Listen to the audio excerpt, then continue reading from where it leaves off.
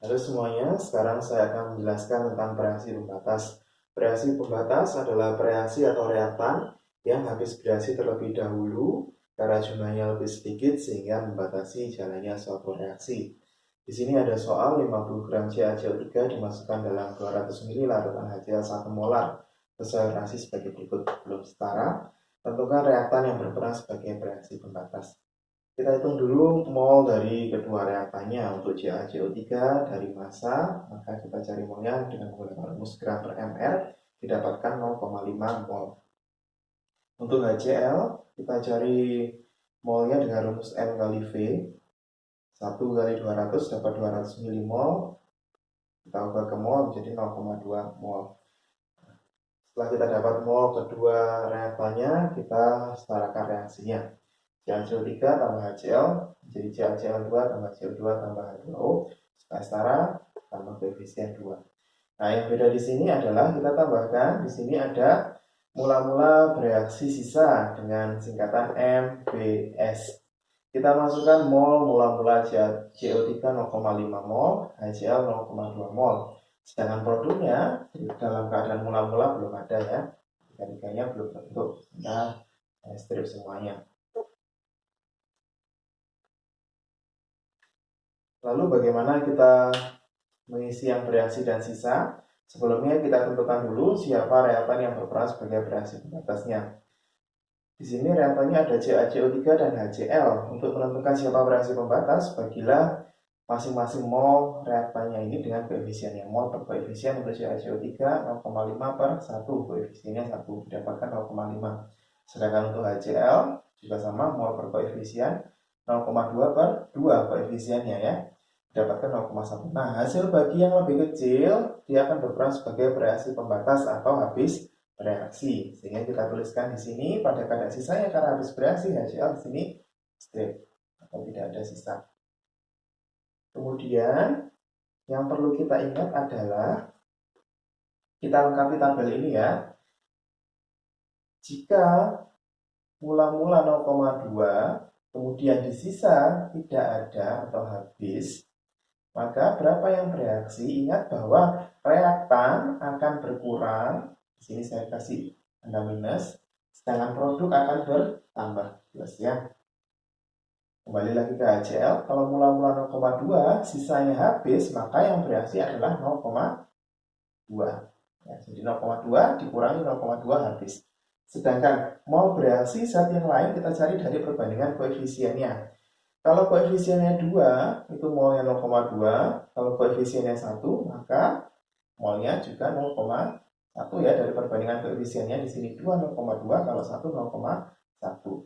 Jadi cari mol bereaksi CaCO3 dari perbandingan koefisiennya 1 per 2 dikali 0,2, dapatnya 0,1. Untuk cari CaCl2 juga caranya sama. Yang jadi patokan adalah HCl tadi di sini. 1 pakai perbandingan koefisien 1, koefisien CaCl2 per 2 dikali 0,2, dapatnya 0,1. CO2 juga sama karena koefisiennya 1, maka molnya juga 0,1 dibandingkan terhadap molnya HCl 0,2 tadi. H2O juga sama.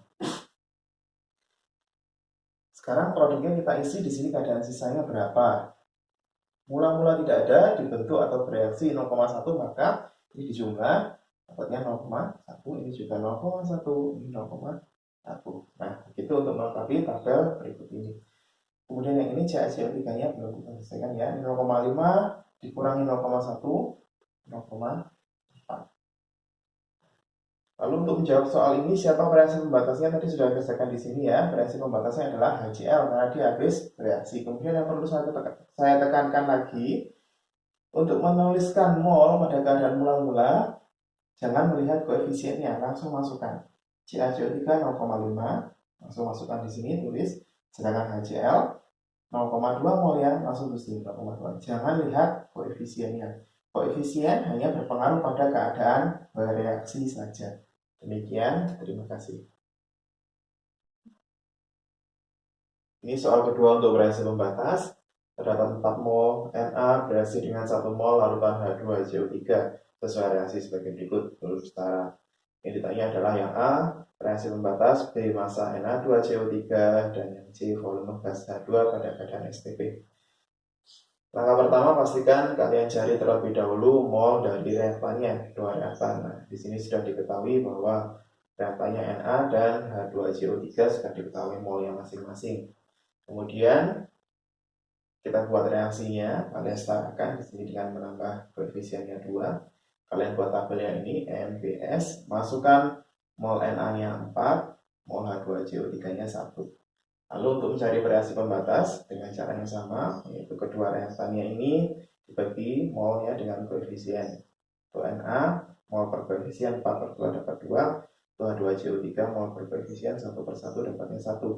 Yang lebih kecil, dia yang habis, dan berperan sebagai reaksi pembatas, maka reaksi pembatasnya adalah H2CO3.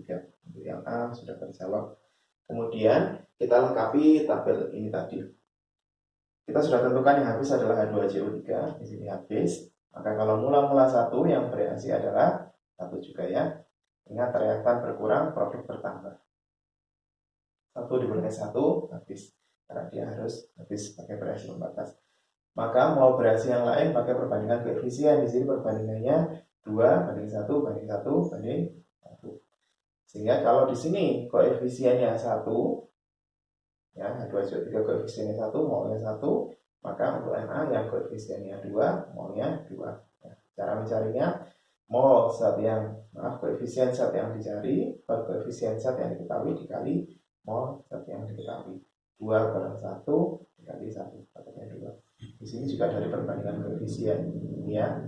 Kalau koefisiennya 1, molnya 1, koefisien 1, molnya 1. Reaktan berkurang, produknya bertambah. Yang B, massa Na2CO3 kita cari dengan rumus mol kali Mr. Molnya Na2CO3 1, Mr-nya 106, sehingga dapat massanya 106 gram. Sedangkan volume H2 kita cari dengan rumus mol kali 22,4 tetapannya ya. Molnya H2 adalah 1 mol kali 22,4 dapatnya 22,4 liter. Selanjutnya adalah tentang hidrat. Hidrat adalah senyawa garam yang mengikat beberapa molekul air. Biasanya dituliskan seperti ini. Ini senyawa garamnya mengikat beberapa molekul air. Ada titik, kemudian ada angka, diikuti H2O. Itu menunjukkan jumlah H2O yang terikat. Untuk soal ini, sebanyak 4,92 gram hidrat dari magnesium sulfat MgSO4.X H2O, X-nya kita tidak tahu berapa, jumlah molekul H2O yang diikat, dipanaskan sampai semua air kristalnya menguap. Jika massa padatan yang tersisa 2,4 gram, tentukan rumus kimia senyawa hidrat tersebut.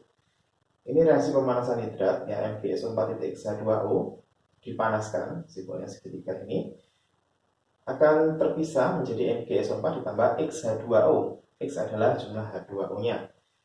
Mula-mula massa hidratnya 4,92 gram, kemudian setelah dipanaskan, padatannya tersisa 2,4 gram. Nah, maka massa H2O-nya yaitu massa hidratnya ini dikurangi dengan massa padatannya didapatkan 2,52 gram.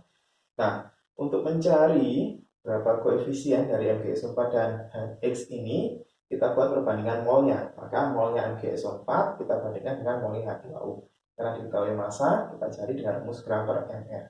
Ya, nilainya gram per mr. Ini 2,4 massa MgSO4 per 120 ini mr-nya MgSO4 dibandingkan dengan massanya H2O 2,52 per mr-nya H2O. Dapatkan 0,02 banding 0,14. Nah, kalian harus buat supaya koefisien MgSO4 ini 1. Nah, sehingga ini dibuat 1. Maka 0,02 ini dibagi dengan 0,02. Dapatnya 1, 0,14 juga dibagi dengan 0,02, dapatkan 7. Jadi harus dibuat 1 banding berapa gitu ya. Jadi yang depan harus 1. Dengan demikian kita dapat X-nya adalah 7, sehingga rumus kimia hidratnya adalah MgSO4.7H2O. Maka MgSO4 tersebut mengikat 7 molekul air. Demikian untuk soal hidrat. Lalu perlu diperhatikan soal ini merupakan, untuk reaksi ini adalah reaksi bolak-balik, jadi ini boleh dibalik ya reaksinya nanti sesuai soalnya. Kemudian kadang di soal juga berupa persentasenya, tidak masalah, anggaplah persentasenya sebagai massa. Nah, jika diketahui nanti padatannya berapa persen di situ, nah tinggal H2O-nya berapa persen. Ingat bahwa total persentase dari hidratnya adalah 100%. Ya, misalnya seandainya di sini 100%. Kemudian di sini misalnya ini 60%, maka H2O-nya adalah 40%. Nah, anggaplah masanya itu sebagai, anggaplah persentasenya tersebut sebagai masanya. Nah, kemudian sedikit review untuk tentang reaksi pembatas. Bedanya dengan soal yang sebelumnya kalian kerjakan tentang stoikiometri reaksi. Untuk reaksi pembatas yang perlu kalian perhatikan atau ciri-cirinya, yaitu mol semua reaktannya atau kedua reaktannya dapat dicari. Ya, kedua mol reaktannya dapat dicari. Sedangkan pada stoikiometri reaksi sebelumnya, mol yang bisa dicari hanya mol dari salah satu zat yang terlibat dalam reaksi. Terima kasih.